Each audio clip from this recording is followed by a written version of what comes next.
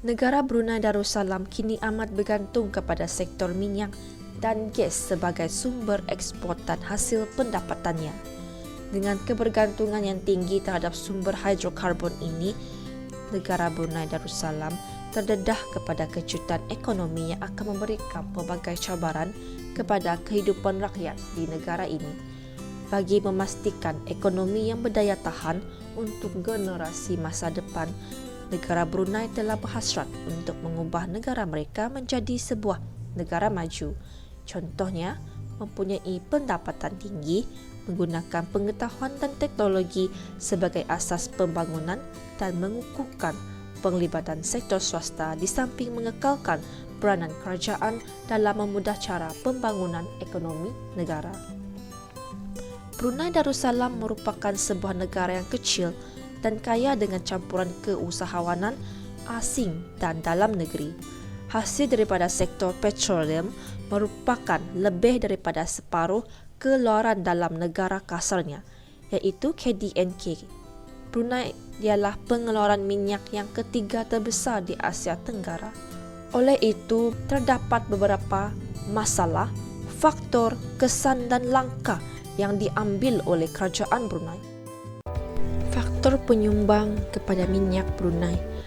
Brunei Darussalam merupakan salah satu negara yang terletak di kawasan Asia Tenggara dan memiliki sumber daya alam berlimpah. Ekspor petroleum dan gas asli negara Brunei Darussalam dicatat mencapai lebih daripada 90% daripada jumlah keseluruhan ekspor.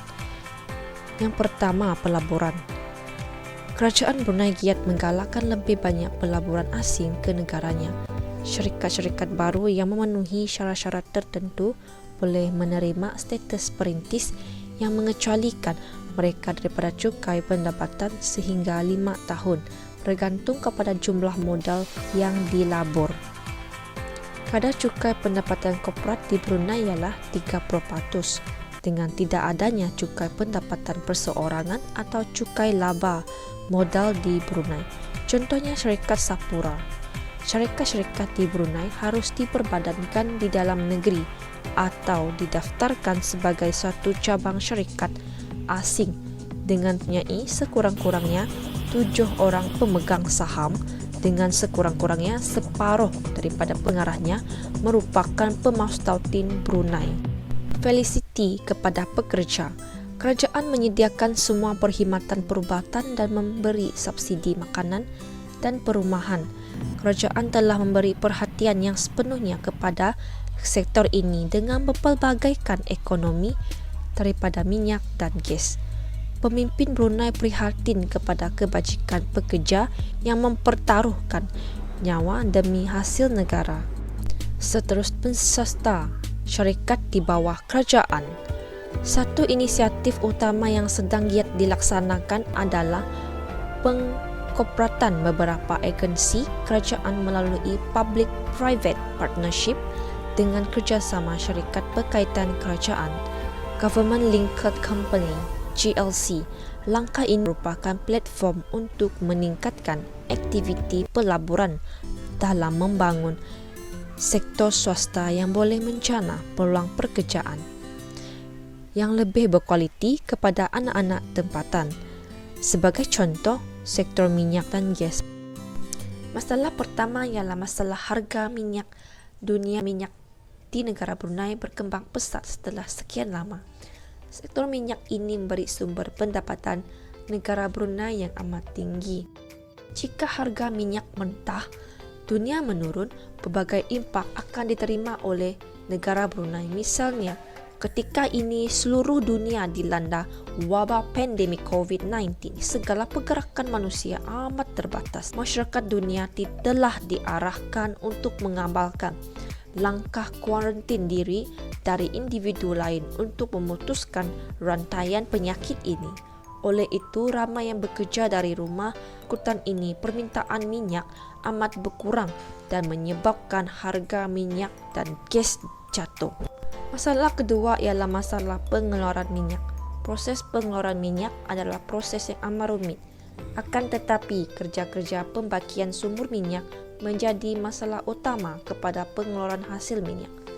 Sumur minyak merupakan sebuah lubang yang digali untuk mendapatkan hasil minyak tersebut. Jika terdapat sebarang masalah pada sumur ini, seperti kebocoran, ia akan memberi pelbagai impak.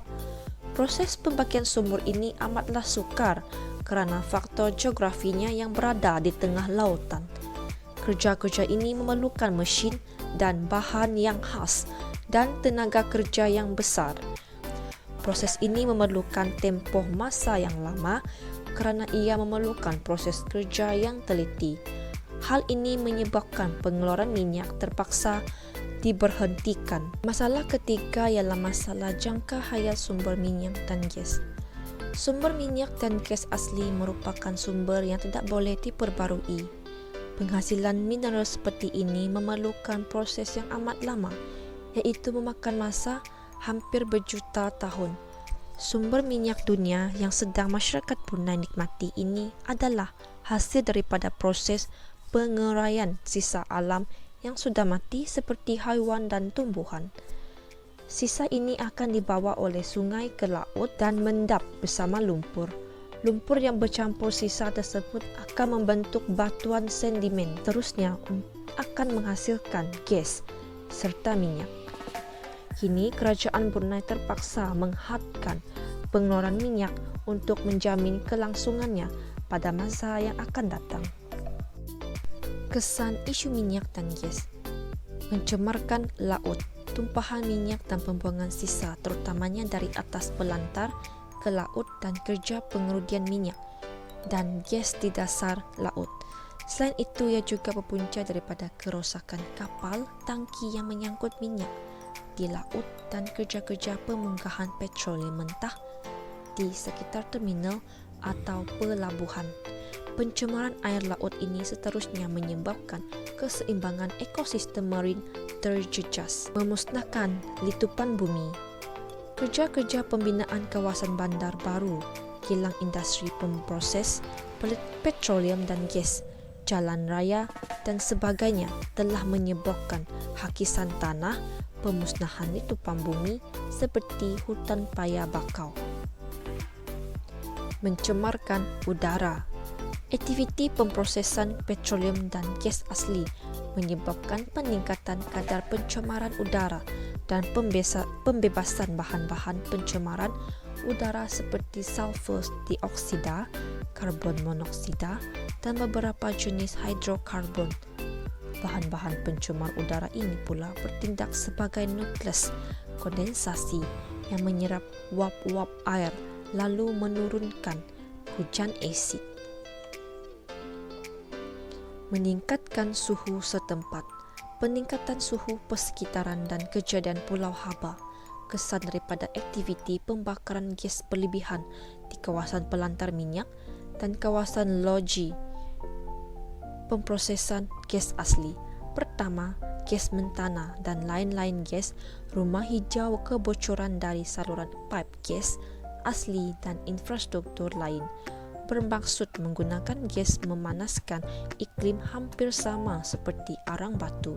Kedua, flaking, pengemudian mendatar dan lain-lain kaedah yang tidak konvensional untuk gas asli dan minyak memperkenalkan bahaya baru, berbagai komplikasi kesihatan awam, termasuk peningkatan risiko kecacatan kelahiran, asma dan keselamatan pekerjaan.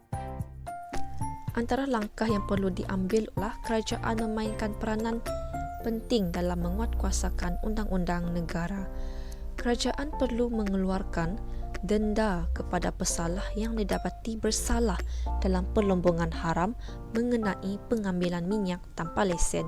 Hal ini bertujuan untuk mengelakkan kualiti dan kuantiti minyak dan gas terjejas. Kerajaan Brunei perlulah melaksanakan langkah rasionalisasi subsidi produk petroleum mengikut trend kenaikan atau penurunan harga minyak mentah dunia. Langkah ini dijalankan adalah untuk mengurangkan ketirisan dan memastikan pemberian subsidi perlulah bersasar pada syarikat yang berdaftar dan kadar inflasi terkawal dalam jangka masa sederhana dan panjang. Kerajaan Brunei haruslah memajukan sektor pengeluaran dan pekerjaan lain bagi mengatasi isu tersebut. Dengan memajukan sektor pengeluaran dan pekerjaan lain, negara akan dapat meningkatkan hasil pengeluaran produk pertanian tempatan selain mempunyai kebergantungan yang tinggi terhadap minyak dan gas, kerana sumber minyak dan gas menjadi tunggak ekonomi dan kemakmuran negara Brunei. Seterusnya, semua masyarakat negara Brunei harus mewujudkan persekitaran yang mampan dalam usaha untuk merealisasikan wawasan 2035. Persekitaran yang mampan amatlah penting. Pelindungan dan pemeliharaan biodiversiti menanam semula anak-anak pokok, pohon pokok bagi setiap pokok yang ditebang. Tujuannya adalah untuk memastikan kadar penyerapan karbon. Secara kesimpulannya, dengan adanya visi iaitu ke arah pertumbuhan pesat keluaran industri, sumber-sumber utama dan pelancongan sehingga mampu menyumbang kepada pertumbuhan ekonomi demi mencapai wawasan Brunei 2035. Dalam kesungguhan untuk meningkatkan pertumbuhan keluaran industri-industri ini, kementerian di negara Brunei perlu sentiasa menitik beratkan pengurusan alam sekitar secara mampan bagi keseimbangan pembangunan ekonomi, sosial dan alam sekitar.